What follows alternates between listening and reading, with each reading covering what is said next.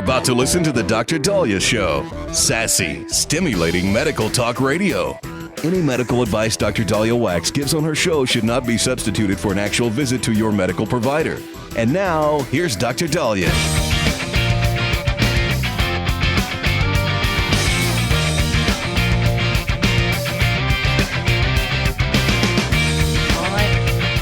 Back on Dr. Daliah Show. Thank you all for tuning in. 1-877-Dr. 1-877-DOC-DALI. So, interestingly, I'm looking at the media headlines as it pertains to the COVID vaccine.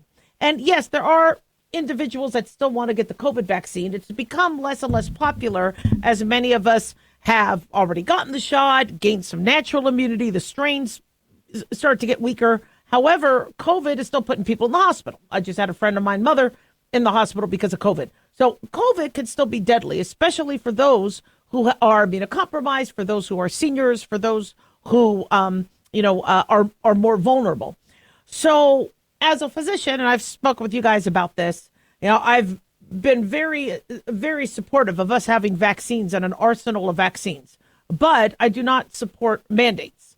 I think it should always be a decision between you and your doctor. Nobody should be who doesn't have a medical degree should be saying, you need to get this. And if you don't, you can't go to a Raiders game, or you can't go to school, or you can't walk into a restaurant. That really bothered me, and I thought that was overstepping and completely improper and anti what we do in medical school and in medicine, where we get informed consent.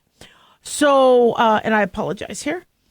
So when the ACIP, the Advisory Committee on Immunization Practices, in the last couple of weeks had voted or had recommended that those over 65 should get it, and those who are vulnerable, but those under 65, those who are healthy, pregnant women, kids, 6-month-olds, talk to your doctor. To me, that makes the most sense.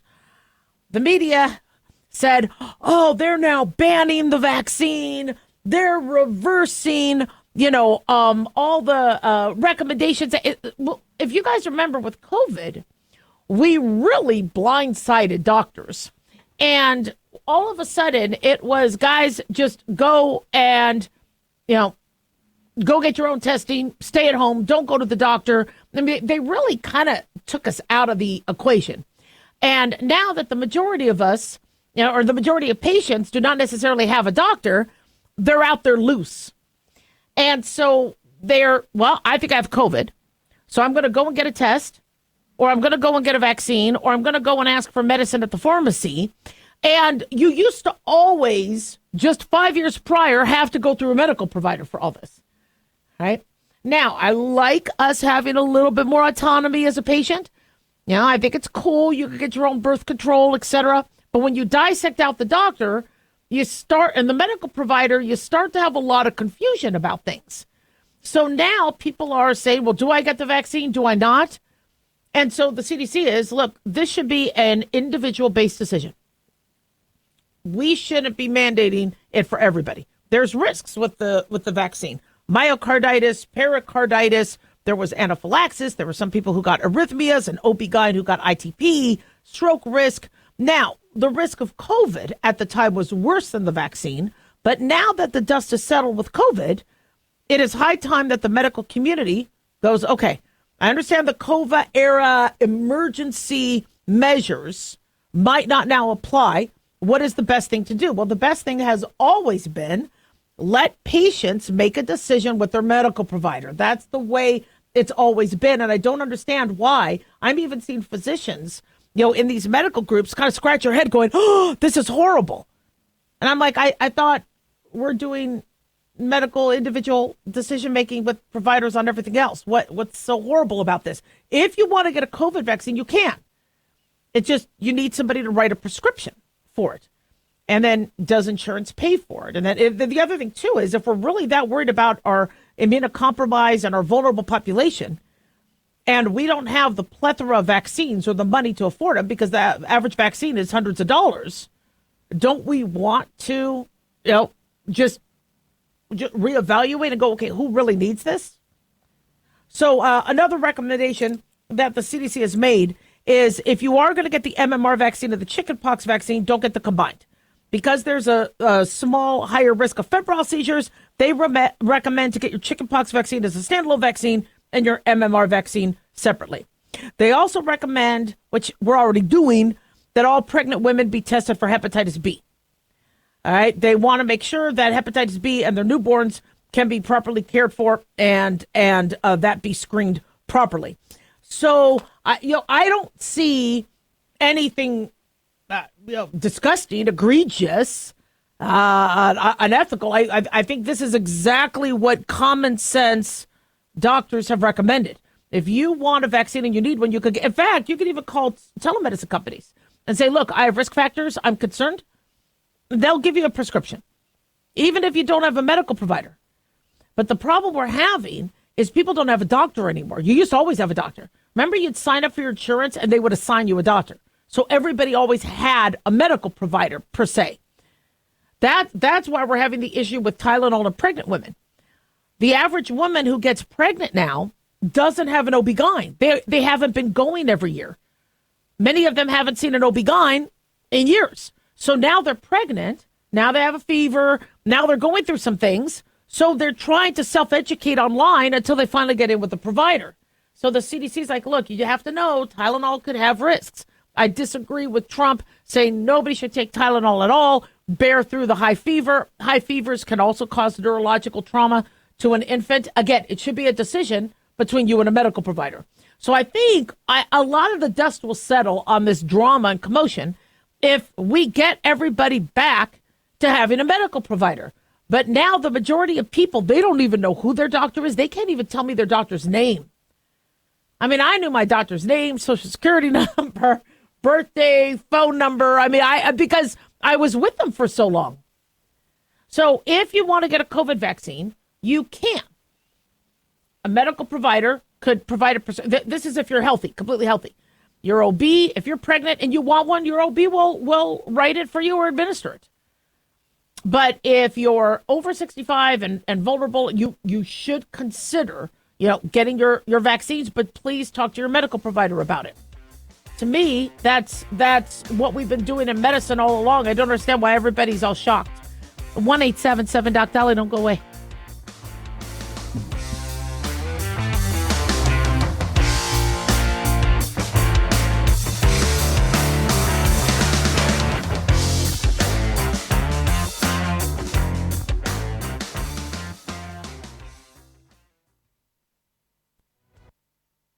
Have you ever thought you'd like to buy and sell houses but didn't know how or where to get the money? My name is Ron LeGrand, and over the past 40 years, I've bought over 3,000 houses without using my money or credit and taught thousands to do the same. Today, even in a virtual environment, we buy nice houses in nice neighborhoods using no banks, realtors, contractors, or other costly entanglements, and build huge cash flow and wealth without the hassle of tenants, all without credit and little or no money. You don't need a license or experience, and I'll show you exactly how it's done.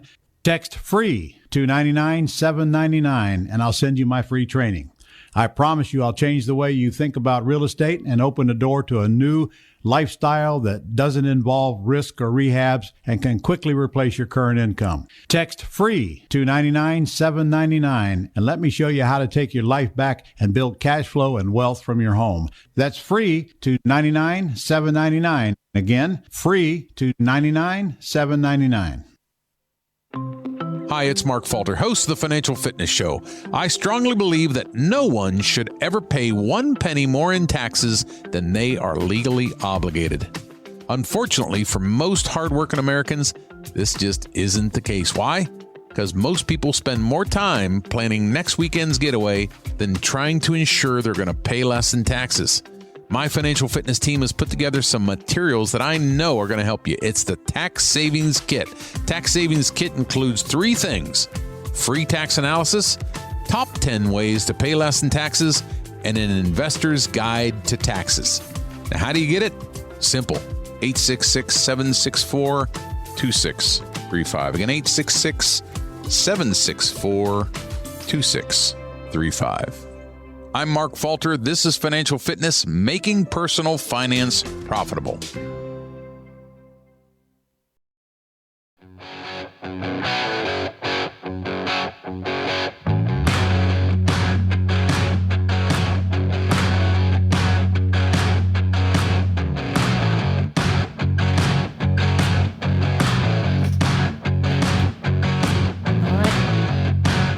you're back on the Dr. Daliah Show. Thank you all for tuning in. 1-877-DOC-DALI, 1-877-DOC-DALI.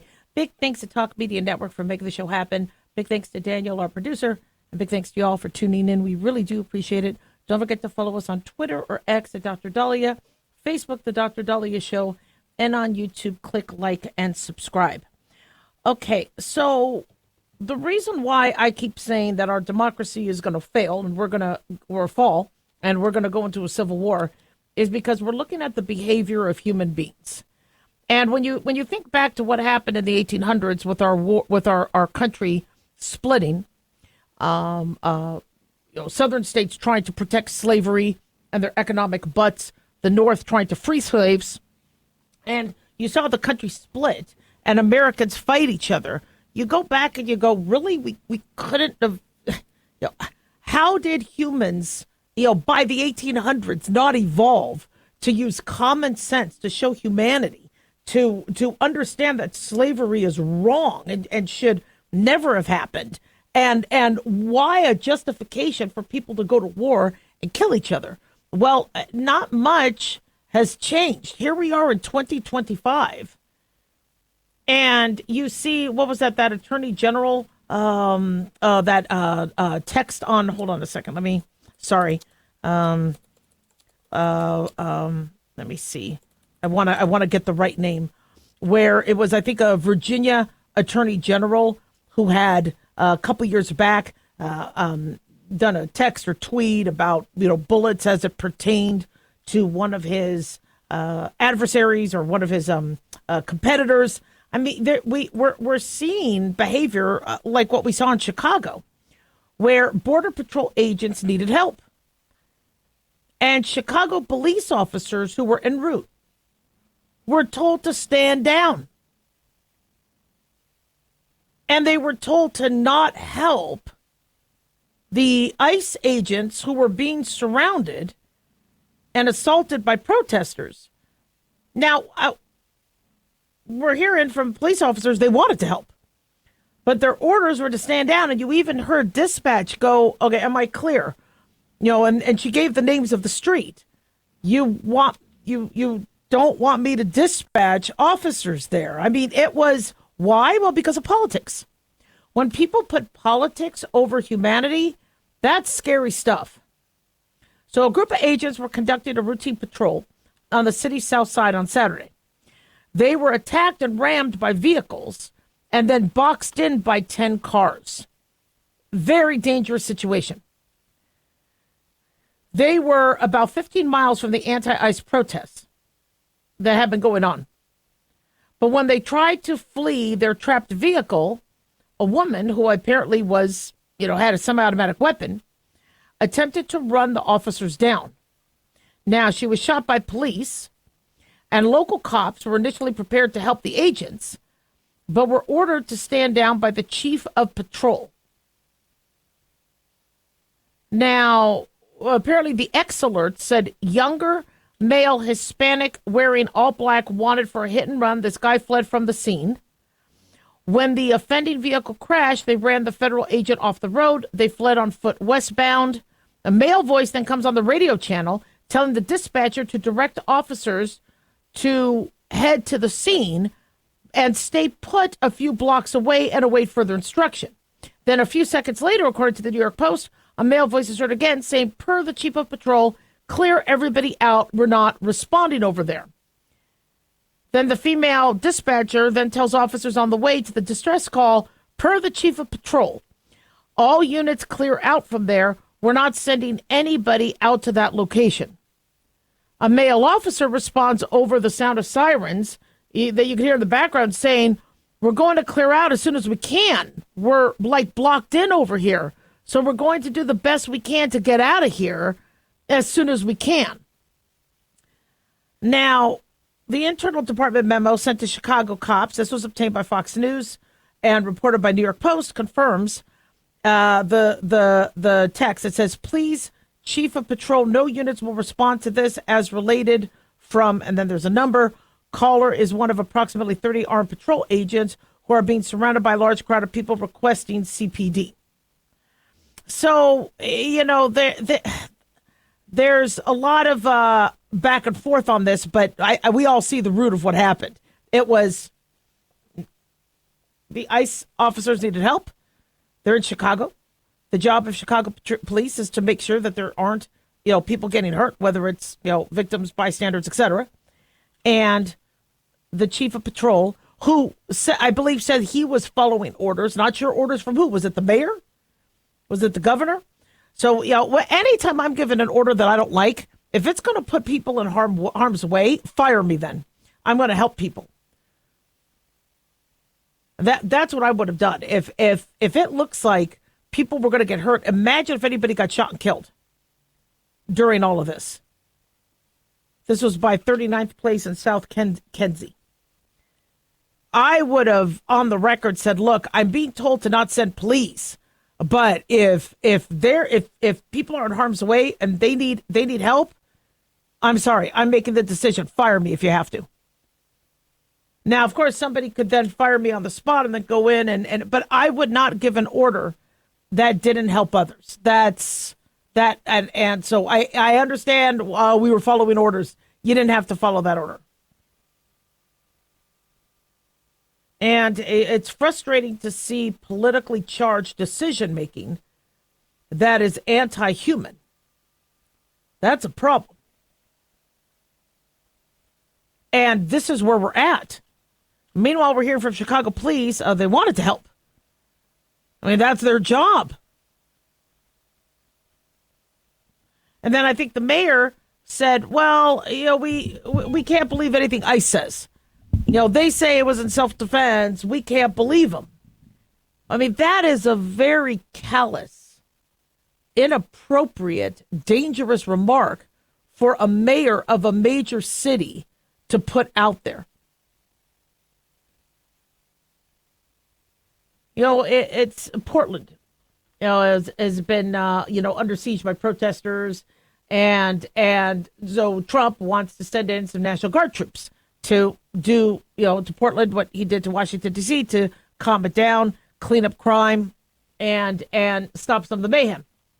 Well, U.S. District Judge Karen Immergut stopped it. And so prohibiting Trump from federalizing members of the National Guard or bringing in National Guard members, I believe, from Texas, California.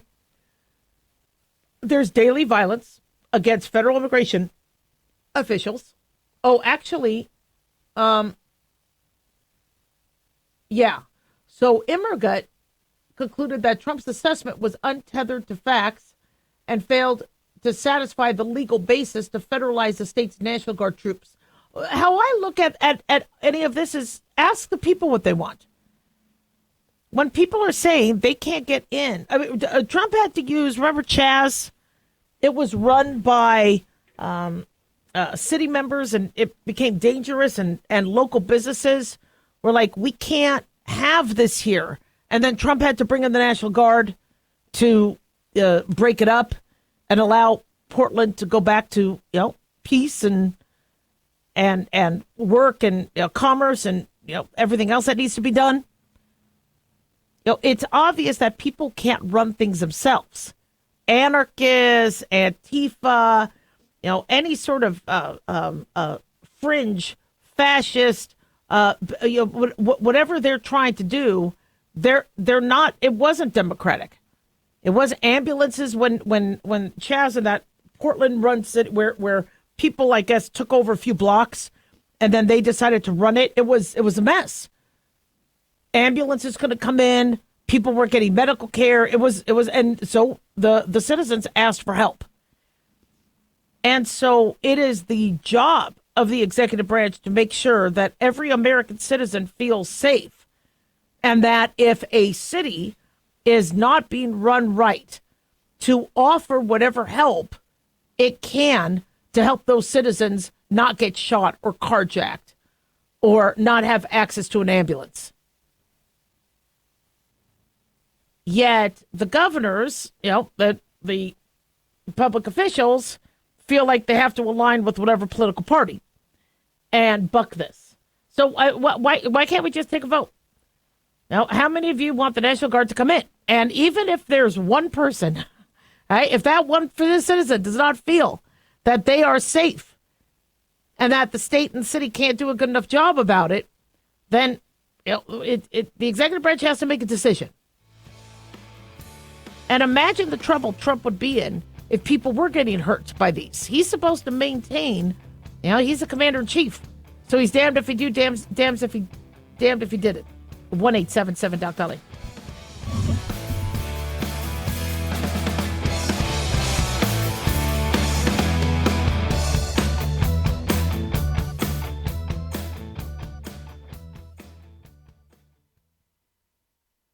Hey guys, it's Dr. Daliah. Fantasy football season is coming, but sadly, too many of you are taking the bench while the country takes part in one of the most exciting and lucrative industries out there. Don't know how to play? Well, huddle up and listen. Paul Kalikas and I have written a fantasy football pocket guide for beginners. This book walks you through the basics and shows you how simple and lucrative joining or creating a fantasy football team can be. Read our fantasy football pocket guide for beginners found on Amazon or follow the links on X and Facebook. That's Fantasy Football Pocket Guides for Beginners. Don't be left out.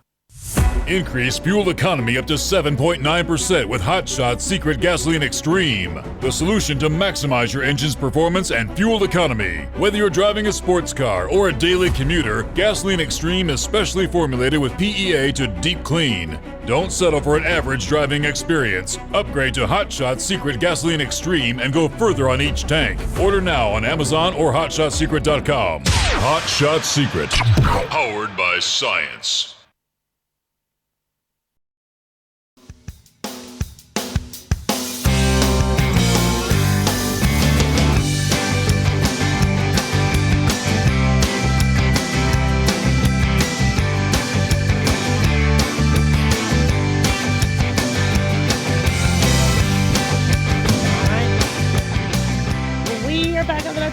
Show. Thank you all for tuning in. 1-877 Doc Dali, 1-877 DOCDALI. So drug use is on the rise, partly because drugs are legal, like marijuana. We're also relaxing some of the, shall we say, concerns we've had with mushrooms and other psychedelics now that they're being considered, for mental health issues, and it's fascinating, the science between some of these medications, but it's just, I am no way at all going to recommend, the average person over the counter self-treating, because I think many of these medications or many of these drugs are dangerous. And, marijuana exactly is a good example of that, where people were using marijuana for sleep, for glaucoma, for appetite induction, with chemotherapy. And then the more we found people using them, we now have a slew of issues. Cannabis hyperemesis syndrome, where people are just vomiting without control, psychotic episodes, that girl that stabbed her boyfriend 108 times while they were both doing a bong watching Netflix. There's risks to these. And we keep getting asked, when are doctors going to recommend it? When can insurance cover it? This isn't like a weight loss drug. We could barely get insurance to, cover weight loss medications, let alone marijuana. But it's a question I keep getting. Will insurance cover edibles? Will insurance cover cannabis? And I think there's been a call for it, especially from the older population who is using it. When I speak to seniors and I speak at some of these groups, and mostly older people are at these groups, the number of individuals using edibles and cannabis-related products is skyrocketing. They use it for their neuropathy. They use it for their sleep. They use it for their depression, their anxiety. But it's expensive. Costs a lot of money. And so the short answer to this is, or short term, no. There's not, in the short term, no. We're not going to be seeing insurance companies because, one, is they want to pay for as little as possible. So an insurance company is not like, oh, we want to attract you to our insurance company. We want to gain you as a customer, so we're going to say we cover this. No, they already have too many customers. So they're just right now in the game of, okay, how do we, especially with Obamacare, keep our, premiums, not from skyrocketing even more, because individuals are not now buying insurance when they're healthy. They're waiting till they're sick, and the average sick person requires thousands of dollars a month in terms of their medical bills, and we're not getting that in premiums. So I think they're already overwhelmed in terms of patients. I don't think they're going to want to try to attract more. And also, marijuana still is not of the popularity, even though millions of people are using it, and a lot of us voted to legalize it. I don't think the American public is ready for there to be something that involves their tax dollars, especially since now insurance companies is connected at the hip to our tax dollars with Obamacare. So Obamacare gives these insurance companies money to cover the premiums of those underserved and can't afford the ridiculous premiums. Well, your tax dollars are not going to want to go to somebody getting edibles. So even though I do think there's a lot of medicinal uses for it, and I think there are some medicinal applications, we're just not there yet. In the long term or the long game of it, yes, I do believe we're going to later see that. And how it's going to manifest is the federal government is going to decriminalize it, move it from a Schedule 1 drug to something that's less controversial. Then they're going to make an argument that they are saving money using marijuana as opposed to neuroleptics. Or like, for example, if marijuana is found to decrease insulin sensitivity and stave off diabetes, are they going to try to say, well, this is saving money in that realm? This is not going to be in the short term by any means. This is not, so don't get excited about that. But, the question is, people struggle with trying to get themselves relief. And, I know this wasn't really popular with my listeners, but I actually voted to legalize marijuana. And I did that because I knew what was coming around the bend as it pertained to pain medication. What happened to the blame on doctors for our fentanyl crisis was absolutely ridiculous. And going after doctors for writing pain medication, we predicted this on the show years ago, that it's going to screw over patients who are in pain. And we're going to start seeing suicides go up. We're going to start seeing people get bootleg painkillers. They're going to go to the streets for medications. And that's exactly what we saw. And not everybody using fentanyl is doing it to get high. They're doing it, a lot of them, because they're in pain and they can't get prescription medications.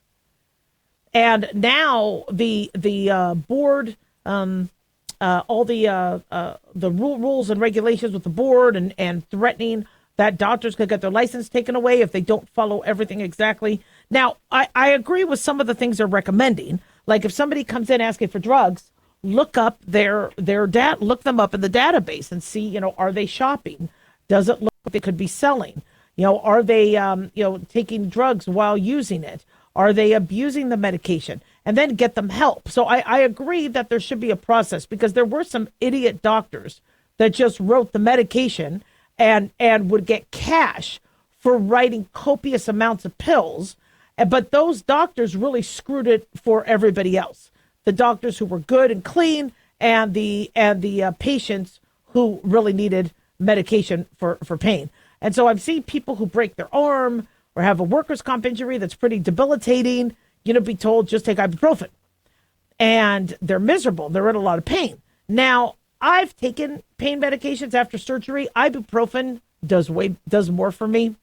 Ibuprofen is much more of an effective pain reliever, even more than Tylenol. Ibuprofen, in fact, I would have remaining prescriptions of the pain pills, because that just made me loopy, but the ibuprofen actually handled the pain. But here's the problem with that. You have a lot of individuals who cannot take ibuprofen or NSAIDs. One of the reasons why doctors did start to write more, not the ones running mills. But why they started to write more of the narcotics is because in the early 2000s, the kidney doctors were really getting on the family doctors and internists saying, guys, stop it with the anti-inflammatories. As baby boomers were aging and having bad knees and hips and back pain, they were people were writing 800 milligram ibuprofen, 600 milligrams Lodine. I mean, high dose giving Toradol shots. In fact, when I worked in the ER, one of the other ER docs said, I never give Toradol. I had a patient that I put into kidney failure as a result. I never give Toradol. Now, Toradol is given very often in the ER because it's a non-narcotic, it's an anti-inflammatory. But what about the person's kidneys? And so here I am going, well, wait a second. I can't give the anti-inflammatories because the patient's kidney doctor says he's in stage 3 kidney disease. I can't give him pain medicine. What do we do? So I'm like, you know what?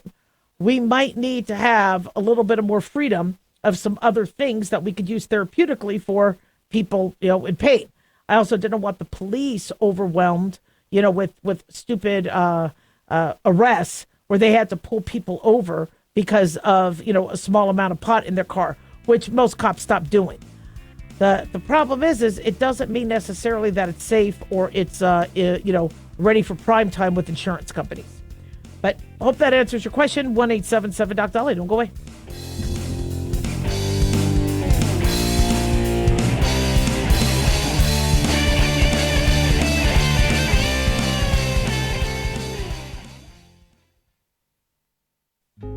Hey guys, it's Clyde. We've had a lot of requests for Ground Zero merchandise, so we put together an online store with a big variety of high-quality items. I'm really excited to let you know about these things. We have a lot to offer you and your loved ones. In addition to our regular apparel, such as t-shirts, beanies, hoodies, and hats, we've expanded our product line with posters, flags, aprons, mugs, and a whole lot more.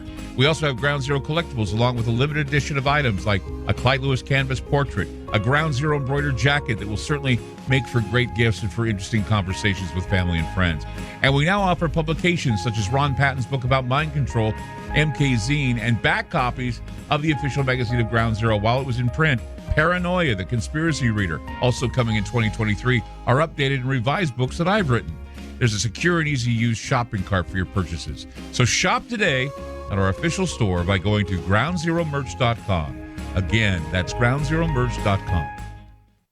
Dr. Daliah here. Are you tired, burned out, gaining weight, succumbing to the daily pressures of life? Well, how's your dopamine doing? How you feel right now, how you'll feel an hour from now, and how you'll feel next week is completely reliant on your dopamine.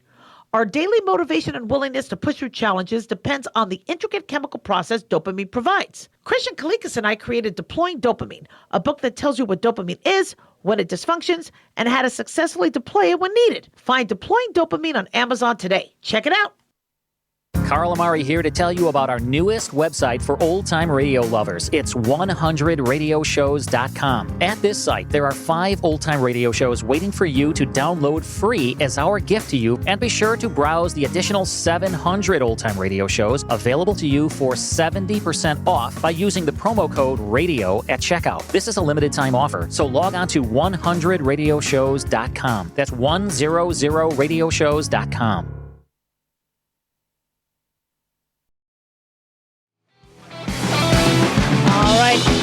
We are back on the Dr. Daliah Show. Thank you all for tuning in. 1-877-DOC-DALIAH, 1-877-DOC-DALI. So over the last couple weeks, some of you have asked me why I'm not speaking to Curtis Sliwa about the New York City race. Why would, I think more there or people are asking why more of us aren't asking him to drop out because Zohran Mamdani seems to be in the lead. And with the split race between Cuomo and Sliwa, now that Eric Adams is out, if Cuomo and Sliwa could combine the votes, they could possibly prevent Mamdani from winning. And why aren't more people pressuring Curtis Sliwa? I'm not going to ask him to step down. And I know him, and I've been in touch with them over the years, a little bit here and there, but no, I would not ask him. And there's a few reasons for that. One is he doesn't want to step down. He is the Republican candidate. And he's a good guy. He loves animals. He loves New York. He's a smart man. But it would be very unprecedented for a Republican candidate to say, I'm out. I'm just going to, just because I can't stand, what could happen if the votes continue to get split. That's not a very common thing. Plus, it doesn't look like his number of votes is actually still going to make it happen. And so, when you see him say, I'm staying put, there's no reason for me to leave, especially since he doesn't like Andrew Cuomo either. Andrew Cuomo, I was really, really surprised at how he was the challenger in the Democratic primary because he wasn't very popular. He wasn't a popular governor. Remember Cuomo chips? Remember during the COVID? Well, not only was it horrific what happened with those in nursing homes where he sent them back with COVID and then infected the individuals at the nursing homes, but the lockdown where you could only serve alcohol if you serve food. So if you have a restaurant that serves food, if you're a restaurant, then you could sell alcohol. So these bars made dollar chips called Cuomo chips. So as long as they sold these Cuomo chips, then he wasn't very popular. And so, but the amount of votes that Sliwa currently has, and usually, we with the exception of what we saw with Rudy Giuliani, we don't really see a lot of voters, push the Republican candidate into the majority. There's a good chance that if Sliwa pulls out anyway, Mamdani still wins. And then, Sliwa now has on his resume that he quit, that he pulled out, that he, and saying he did it for the good when he's not a fan of Cuomo, saying he did it for the good of New York, that's not his style, that's not his thing. And I wouldn't ask him to do that. The other reason why, too, is the voters do have a choice. Now, I understand in politics, there's a splitting of the votes. I get that. And if you have multiple candidates, you're going to have some people go, well, I want this one and I want this one. But if there's no Republican candidate, do you really see those Republicans voting for Cuomo or Mamdani? And if people really dislike Cuomo, would some of Sliwa's votes actually go to Mamdani? It's hard to imagine because he calls himself a democratic socialist. And many of, the things he suggested, has been very, very concerning, in terms of communism and anti-Semitism, et cetera, the defund the police. So but you might have people that hate Cuomo so much that, the Sliwa vote might go the other way. And, people have a choice. If New Yorkers really don't want Mamdani, then they could decide to vote for who they think will win. At this point, Mamdani looks like he's going to win. I don't think Cuomo's going to get enough votes. I don't think Sliwa's going to get enough votes. And even if Sliwa drops out or if Cuomo dropped out, do you really see Democrats voting for Sliwa? No. I think a good number of them would just not vote. And so Mamdani is probably going to be the shoo-in for that. But voters have power. I mean, they voted Trump in. They if there's no cheating and it's a fair and honest and nobody's messing around with ballots and all that other stuff, if people's vote get through, they have a lot of power. And so New Yorkers aren't stupid. They'll vote for who they want to. And say, well, we got to make sure they don't have too many choices. And if they have too many choices, I get that. Probably there's a splitting. But the lead Mamdani has is so large that it's probably moot at this point. Now, why? Why does Mamdani have such a huge lead? Well, because he's younger. He knows how to, talk to a lot of the, New Yorkers and promise things that, other, older type, candidates have said but never act on. And I think people are hopeful that Mamdani is really going to get the rent down. They think that he's going to be the one that gets grocery prices down. And so he comes in there with this energy and with this, and I think he was shirtless in one of them and acting like I'm with you. Although doesn't he come from rich radical roots? He's not one of the typical New Yorker. But you have a lot of individuals saying, you know what, it's better than what we have. New York right now is not doing well. And he started to backtrack on the defund the police. He said he's talking to police individually. I don't know if the police union's going to back him. But he's giving the answers that not the majority of New Yorkers want, but the voters that are actually going to go to the polls and vote or send in their mail-in ballot. He's giving a lot of them the answer they want. And, when you talk to some New Yorkers, they're like, you know what? I don't care if he wins or not. Right now, it stinks. Now, does it stink because of Mayor Eric Adams? Does it stink because of COVID? Does it stink because it's just a very expensive city? And it just has gotten ridiculously priced. Is it because of the the defund the police, where you have people in subways now getting pushed onto tracks, and there's such high mental illness and such rampant crime that people say, you know what, anything is better than this. So voters have a choice. If New Yorkers are like, look, Sliwa and Cuomo are splitting the votes, let's just pick one, support that person, and they could do that without asking the candidate to leave.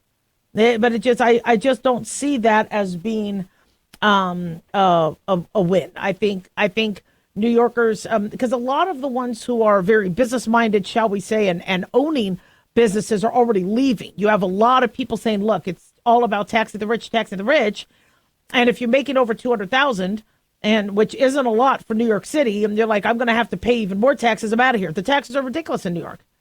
So already people are leaving. So those individuals who are not necessarily the ones that are going to be taxed even more, of course, they're going to be, look, this might change things up.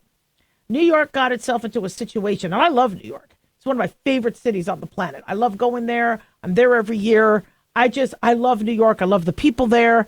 But it's not sustainable. I mean, you have to not have a car. You have to, understand that your rent is going to stink. It's going to be high prices. You're going to have to, make a significant amount of money to live there, or you're going to have to be able to rely on government programs. It's not sustainable. San Francisco was turning that way. LA has been that way for a while. And I worry about Vegas, because Vegas is starting to get very expensive. It shouldn't be $2,000 for an apartment. Okay, this is Las Vegas. All right, we got plenty of land. It's not like we have to just build up and do skyscrapers.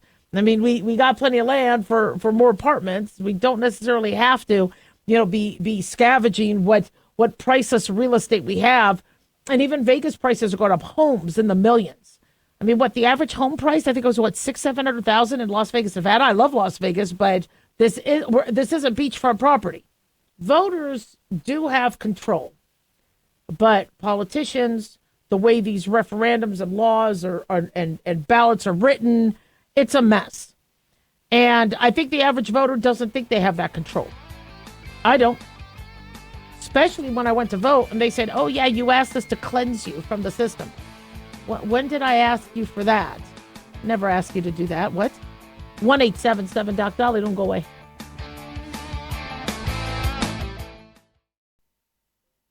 Looking for an easy read that can actually help secure someone's future? Pick up a copy of Mark Falter's book, Common Sense Income Strategies. For the past 30-plus years, Mark has helped thousands of hardworking Americans secure their financial future by using strategies that continue to create wealth, whether the market is up or down. Strategies that will make perfect sense once you take the time to read this powerful book. Common Sense Income Strategies brings to you what Mark has been teaching in person and talking about on the radio for decades. It's not rocket science, it's a pretty easy read. You've worked too long and too hard not to see the fruits of your labor.